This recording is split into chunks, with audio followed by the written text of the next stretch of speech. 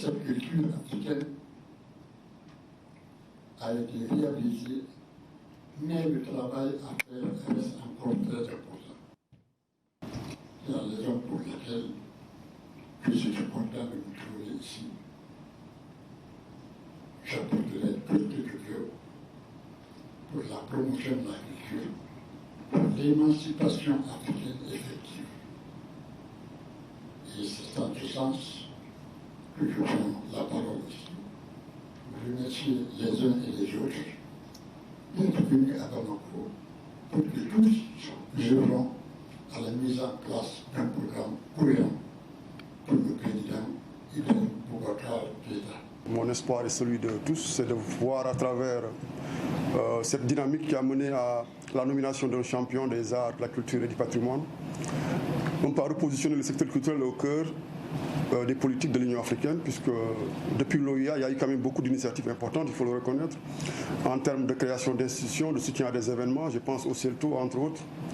Mais on ne peut pas dire que le marqueur identitaire principal de l'Union africaine soit la culture. Or, cela me semble évident, c'est ce que cela devrait être.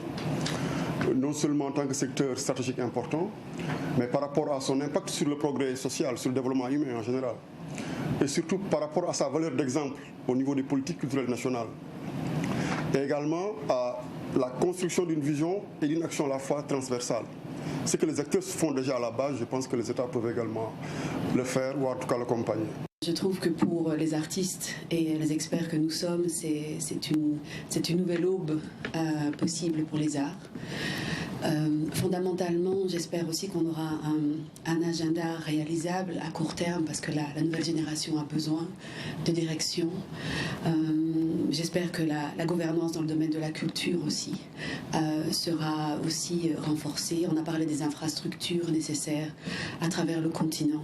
Pour que les artistes et les talents puissent se développer, il faut des espaces. Pour que la participation à la culture soit garantie pour chaque être humain, il faut des espaces. Il faudrait donc qu'on se mette au service d'une pensée, d'une réflexion qui agisse profondément pour le développement, le changement de nos identités, de notre route vers l'avenir, en faisant des propositions concrètes.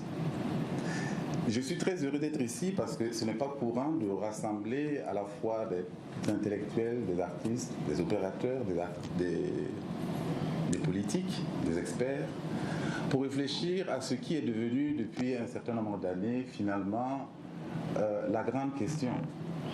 Où est-ce que nous allons? Qu'est-ce que nous devons devenir? Et qu'est-ce que nous allons laisser à nos enfants?